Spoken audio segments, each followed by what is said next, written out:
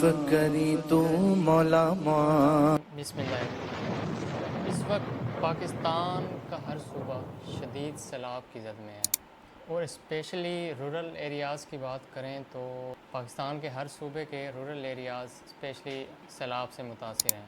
سندھ کے rural areas ہو گئے، lower کے پی کے ہو گیا، ساؤتھ پنجاب ہو گیا، بلوچستان کے رورل ایریاز ہو گئے، یہ سارے سیلاب سے شدید متاثر ہیں۔ اتنا سیلاب کیوں آیا ہے اس دفعہ؟ کیوں آ رہا ہے؟ کیا وجہ ہے؟ فیوچر میں ہمیں کون سے اقدامات اٹھانے چاہیے تاکہ آئندہ ہم ان آفات سے بچ سکیں؟ تو جڑے رہیے، اس ویڈیو میں ہم ان ٹاپکس کے بارے میں بات کریں گے۔ سیلاب آنے کی سب سے بڑی وجہ کلائمیٹ چینج ہے۔ آپ سب نے بہت زیادہ سنا ہوگا کلائمیٹ چینج کے بارے۔ آج ہم ڈیٹیل سے کلائمیٹ چینج کے بارے میں بات کریں۔ پرابلم کیا ہے اور یہ کلائمیٹ چینج کیوں پیدا ہو رہی ہے؟ بہت سارے انٹرنیشنل سرویز کے مطابق پاکستان 8ویں نمبر پہ سب سے زیادہ کلائمیٹ چینج سے متاثر ہونے والا ملک ہے۔ ہائیلی رسک ملک ہے، لیکن مزے کی بات یہ ہے کہ پاکستان کا اس میں کوئی قصور نہیں ہے۔ مطلب کاربن امیشن کی بات کر رہا ہوں میں۔ پاکستان کاربن امیشن کا اگر ہم ڈیٹا نکالیں، پاکستان 158 نمبر پر آتا ہے پر کیپٹا کاربن ایمیشن نکالیں تو، جبکہ یو ایس اے، یو کے، یورپ، چائنا ٹاپ لسٹ میں آتے ہیں اگر ہم بات کریں پر کیپٹا کاربن ایمیشن کی۔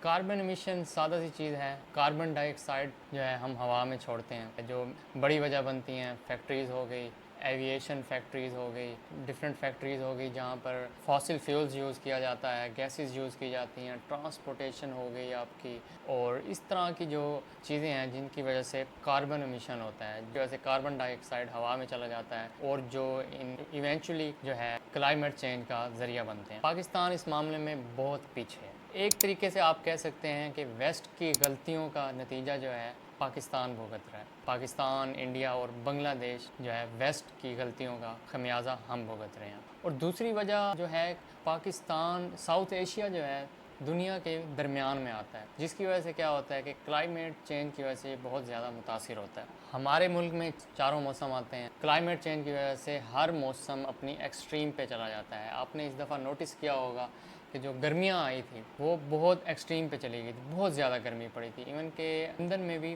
40 ڈگری تک ٹیمپریچر چلا گیا تھا۔ اس سخت گرمی کی وجہ سے کیا ہوا، ہمارے جو نارتھ میں گلیشیئرز ہیں وہ پگھلنے لگے اور سیلاب کا سبب بنے، اور بارشوں کا نیا اسپیل سٹارٹ ہو گیا جو ایونچولی سیلاب کا باعث بنا۔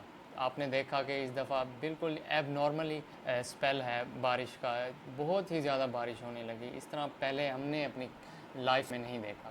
تو یہی کلائمیٹ چینج ہے، دس از کلائمیٹ چینج۔ سب سے پہلے میں بات کروں گا بلوچستان کی، کیونکہ بلوچستان پاکستان کا وہ واحد صوبہ ہے جس میں سب سے کم بارش ہوتی ہے۔ ملی میٹرز میں دیکھیں، صرف بلوچستان اون ایوریج پچھلے 30 سالوں میں صرف 55 ملی میٹر بارش ہوئی ہے، اور اس بار 8 مہینوں میں 200 ملی میٹر بارش ہوئی ہے صرف بلوچستان میں۔ مطلب 289% انکریز ہوا ہے بلوچستان میں جو ریکارڈ کی گئی ہے۔ اور اب بلوچستان کا انفارچونیٹلی مسئلہ یہ ہے کہ بہت پسماندہ علاقہ ہے، وہاں پہ کوئی واٹر فلو کا سسٹم نہیں ہے، کوئی ڈرینیج سسٹم نہیں ہے، جس کی وجہ سے بہت متاثر ہو رہا ہے بلوچستان۔ اسی طرح رورل سندھ ہو گیا، ساؤتھ پنجاب ہو گیا، ساؤتھ پنجاب میں خصوصاً تونسا شریف ہو گیا، تونسا شریف پورا ڈوب چکا ہے۔ اس طرح لوور کے پی کے ہو گیا، چار سدہ، نوشیرہ سب ڈوب چکے ہیں۔ سندھ کا بھی اگر پچھلے 30 سال کا ڈیٹا نکالا جائے تو اون ایوریج 30 سال میں 107 ملی میٹر بارش ہوئی ہے، اور اگر ہم پچھلے 8 منتھ کا ریکارڈ نکالیں تو 375 ملی میٹر بارش ہوئی ہے، بہت زیادہ انکریز آیا ہے۔ اگر پورے پاکستان کا 30 سال کا ڈیٹا نکالا جائے تو 119 ملی میٹر ریکارڈ ہوئی ہے، جبکہ پچھلے 8 منتھ میں 267 ملی میٹر بارش ہوئی ہے پچھلے 8 منتھ میں پاکستان میں پورے۔ 124% انکریز ہوا ہے اس میں۔ تو یہی کلائمیٹ چینج ہے، دس از کالڈ کلائمیٹ چینج۔ لیکن بلوچستان کا مسئلہ یہ ہے کہ وہ اس ملک کا واحد صوبہ ہے جو فلی ڈسکنیکٹ ہو گیا ہے باقی پورے پاکستان سے، کیونکہ ساری شاہراہیں، مین روڈ سب تباہ ہو چکے ہیں، سارا انفراسٹرکچر تباہ ہو چکا ہے بلوچستان کا۔ سیلاب کے نقصانات کے حوالے سے بات کریں تو ہزاروں ایکڑ کا ایگریکلچرل لینڈ تباہ ہو چکا ہے، جس میں 2000 ایکڑ تو صرف بلوچستان کے شہر لسبیلا کا ایگریکلچرل لینڈ 2000 ایکڑ تباہ ہو چکی ہے۔ انفارچونیٹلی 1000 سے زائد اموات ہو چکی ہیں اور ہر 10 اموات میں سے 3 اموات جو ہیں وہ بلوچستان میں ہوئی ہیں اور 50,000 سے زیادہ گھر جو ہیں تباہ ہو چکے ہیں اور اس میں 60% بلوچستان میں تباہ ہوئے ہیں۔ اس طرح 5 لاکھ سے زیادہ لوگ بے گھر ہو گئے ہیں، ٹینٹس میں رہ رہے ہیں، تو بہت ہی قابل افسوس صورتحال ہے۔ اور افسوس کی بات یہ ہے کہ ہمارا میڈیا بھی ڈرامے بازیاں کر رہا ہے، سیاستدان بھی کھیل رہے ہیں، کرسی کھیل رہے ہیں، اس کو جیل میں ڈال، اس کو نکال، جلسے ہو رہے ہیں، کوئی بھی سنسیئرلی توجہ نہیں دے رہا۔ لیکن جو ہماری این جی اوز ہیں ماشاءاللہ بہت اچھا کام کر رہے ہیں، گراؤنڈ ورک بہت ان کا اچھا ہے، گراؤنڈ پہ جا کے کام کر رہے ہیں، صرف یہی ہیں جو کام کر رہے ہیں، باقی حکومت کا کوئی رول نہیں ہے۔ جتنا اب سوشل میڈیا پہ زور اٹھا تو حکومت کی بھی آنکھیں کھلی، لیکن بہت دیر ہو چکی تھی، جتنا نقصان ہونا تھا ہو چکا ہے۔ لیکن اب یہ ہے کہ جو کم نقصان ہے اس کو ہم بچا سکتے ہیں۔ بہت زیادہ نقصان تو ہو چکا ہے، بہت نقصان ہو چکا ہے، لیکن یہ ہے کہ اب تھوڑا کم کیا جا سکتا ہے۔ ایمرجنسی حکومت کو چاہیے ایمرجنسی لگا دے، پراپر طریقے سے فلڈ ریلیف کیمپ قائم کیے جائیں اور عوام کے مسائل حل کیے جائیں۔ اب مسئلہ یہ ہے کہ یہ فلڈ تو آ چکا، آپ کو یاد ہوگا 2020 میں بہت زیادہ بارشیں ہوئی تھی پاکستان میں، تو وہ بیسیکلی چیتاونی تھی کہ کلائمیٹ چینج ہوگا، چیتاونی ہے، اپنی جو پریپریشنز ہیں کر لو۔ لیکن انفارچونیٹلی ہم نے کوئی پریپریشن نہیں کی جس کا خمیازہ ہمیں اب بھگتنا پڑ رہا ہے۔ آنے والا وقت ہو سکتا ہے اگلے سال بھی اسی طرح ہو، ہر سال یہی سچویشن ہو، کیونکہ کلائمیٹ چینج جو ہے بڑھتا جا رہا ہے، تو ہماری حکومت سو رہی ہے، کوئی اس پہ کام نہیں کر رہی کلائمیٹ چینج پہ۔ اب ہونا کیا چاہیے؟ اب ہونا یہ چاہیے کہ حکومت کو نیشنل کلائمیٹ چینج پالیسی بنانی چاہیے، جو کہ اور کنٹریز میں بھی کام کر رہی ہے، ڈیولپڈ کنٹریز میں کام کر رہی ہے، اور پراپر بجٹ میں سے پراپر فنڈ جو ہے ایلوکیٹ کرنا چاہیے نیشنل کلائمیٹ چینج پالیسی کو۔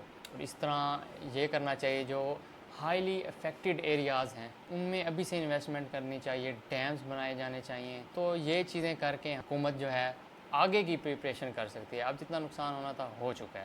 ویورز کو میں آخر میں یہ پیغام دینا چاہوں گا کہ ہمیں اپنے اعمال پہ بھی نظر ڈالنی چاہیے، کیا یہ اللہ کا عذاب تو نہیں؟ کیا ہمارے ایکٹس جو ہیں، ہمارے اعمال جو ہیں وہ تو اس کا سبب نہیں بن رہے؟ اب جس طرح ٹینٹ ہے 5000 کا مل رہا تھا، جیسے ہی انہیں پتہ چلا سیلاب ہے، ڈیمانڈ بڑھی، تو منافع خوروں نے کیا کیا، ٹینٹ کی قیمت بڑھا دی، اب 9000 10,000، جس کا جہاں پہ داؤ چل رہا ہے وہ لوٹ ہی رہا ہے۔ اسی طرح اشیاء خوردنوش جو کھانے کی چیزیں ہیں، ڈفرینٹ چاول، گھی وغیرہ، وہ بھی مہنگا کر دیا ہے۔ کہیں نہ کہیں ہم بھی ذمہ دار ہیں، ہمیں بھی سوچنا چاہیے، اپنے گناہوں سے توبہ کرنی چاہیے، اور کہیں پہ ہمیں اپنا منافع چھوڑ دینا چاہیے۔ ہر جگہ ایسا ہی سب کچھ نہیں ہوتا۔ تو اللہ سے دعا ہے کہ جتنے بھی متاثرہ لوگ ہیں، فیملیز ہیں، اللہ ان کی مدد کرے، اور آپ ڈونیشن ضرور دیں، اس مشکل وقت میں اپنی پاکستانی عوام کا ساتھ نہ چھوڑیں اور ڈونیشن دیں۔ جو آپ کو ٹرسٹڈ لگتا ہے، این جی اوز ہے، کوئی فاؤنڈیشن ہے، آپ ضرور اس کو ڈونیشن کریں۔ میری ویڈیو آج یہیں تک ہے، شکریہ۔